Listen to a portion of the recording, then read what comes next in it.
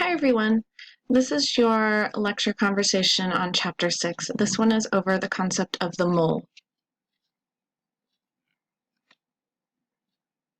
So we're just going to try to get an idea of what a mole is with just some things that you guys do know. So let's talk about sodium. Sodium is an important dietary mineral that we eat in our food primarily as sodium chloride, which is your table salt. Sodium is involved in the regulation of body fluids, and eating too much of it can lead to high blood pressure. So the FDA recommends a person consume less than 2.4 grams of sodium per day. The mass of sodium that we eat is not the same as the mass of sodium chloride that we eat. So how many grams of sodium chloride can we consume and still stay below the FDA recommendation for sodium? The chemical composition of sodium chloride is given in its formula NaCl. There is one sodium for every chlorine atom. Since the masses of sodium and chlorine are different, the relationship between the mass of sodium and the mass of sodium chloride is not really clear from the chemical formula alone. We need to calculate the amount of a constituent element in a given amount of a compound. All right, so with the information that we have learned so far about what chemical formulas are and atomic weights, that is the weights that are on the periodic table for every element, and the formula masses, okay, that's your added masses for your chemical formulas, we can use these to calculate the amount of a constituent element in a compound. All right, so let's think about something that maybe makes a little bit more sense to still get to our topic of the mole. Some hardware stores sell nails by the pound, which is easier than selling them by the nail. This problem is similar to asking how many atoms are given in a mass of an element. Okay, so this one we have 3.4 pounds of nails, and this one we have 8.25 grams. So how many nails would be in this many pounds? How many atoms would be in this many grams? So this can be done by calculating. All right, so let's just use the nail problem. A customer buys 2.6 pounds of medium-sized nails, and a dozen of these nails weigh 0.150 pounds. How many nails did the customers buy? All right, so we know how many, what our pounds of nails are. We know that a dozen nails weighs 0.150 pounds, and we know that there are 12 nails in a dozen. So we're going to start with what we're given, 2.60 pounds of nails. And like I said, we know that 1 dozen nails is 0.150 pounds of nails. Okay. And we know that there are 12 nails in a dozen. If you calculate this out, you get 2.60 nails, divide by 0.150, and multiply by 12. You'll see all we're left with is nails, and we can tell that there are 208 nails in that 2.60 pounds. So the conversion factor for the first part is 0.150 pounds of nails, which equals 1 dozen of nails.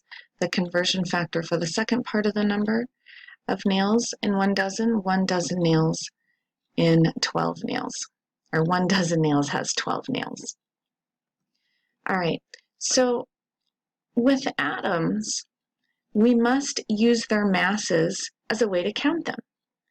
Atoms are too small and too numerous to count individually.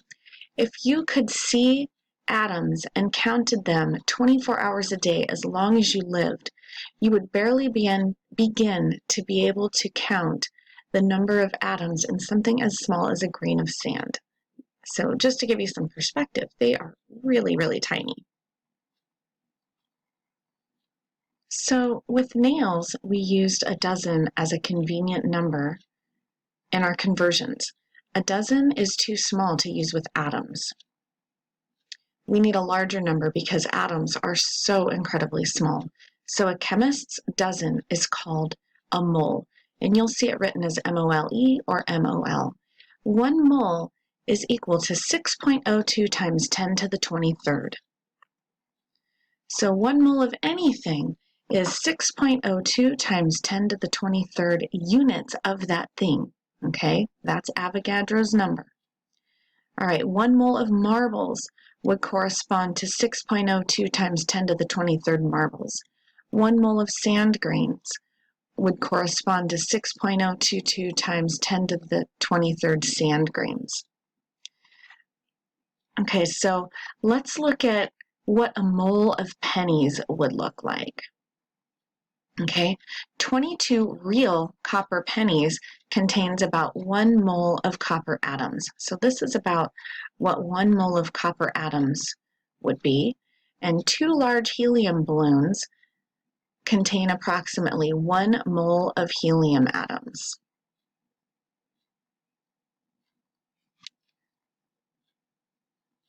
The numerical value of the mole is defined as being equal to the number of atoms in exactly 12 grams of pure carbon-12.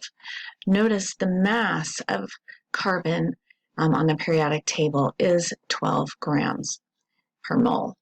This definition of the mole establishes a relationship between mass, the grams of carbon, and the number of atoms, which is Avogadro's number. This relationship allows us to count atoms by weighing them.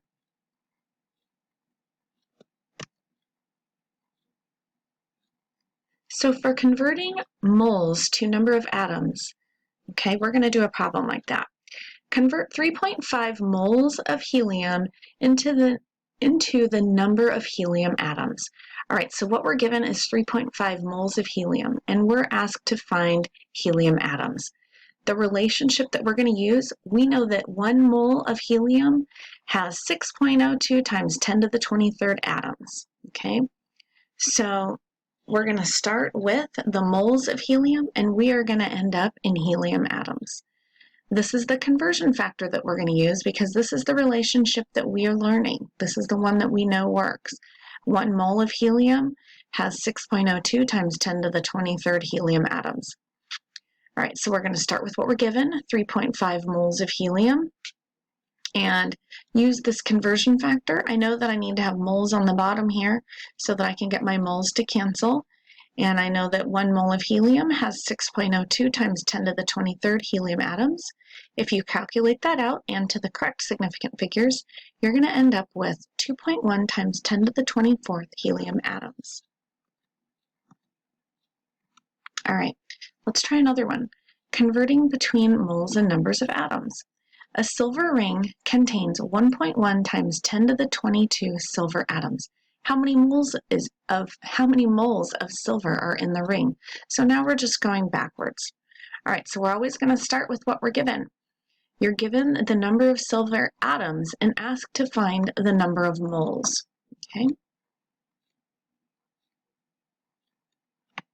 All right, so we're going to start with the atoms and we're going to convert to moles. What converts moles to atoms and atoms to moles is Avogadro's number. So I know that 1 mole of silver has 6.02 times 10 to the 23rd atoms in it. Okay, so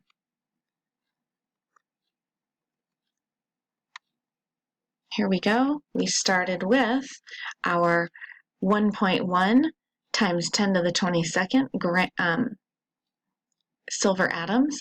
We used our Avogadro's number here, okay, and we made our atoms cancel so that we could end up in moles. So this time we took 1.1 times 10 to the 22 silver atoms, divide by 6.02 times 10 to the 23 silver atoms, and we end up with 1.8 times 10 to the negative 2 moles of silver.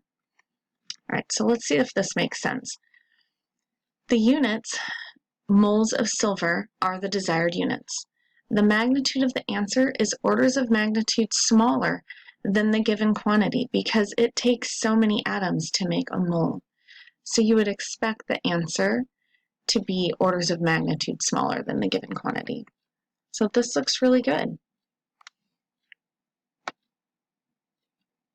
All right, let's try this next skill builder.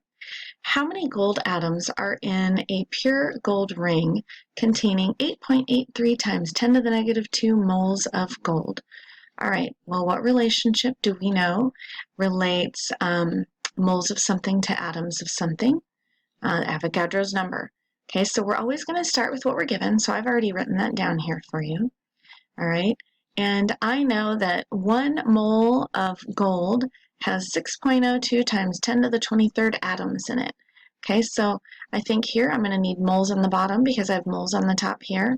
So 1 mole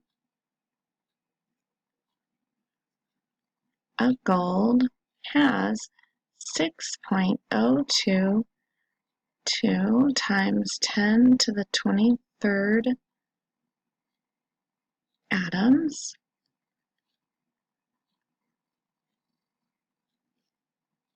of AU. All right, close our parentheses.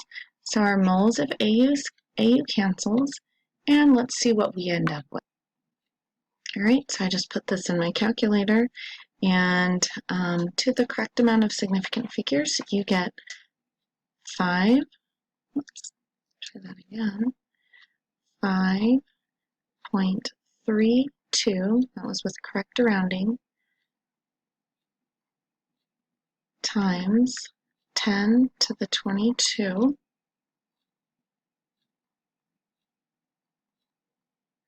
AU atoms. Great.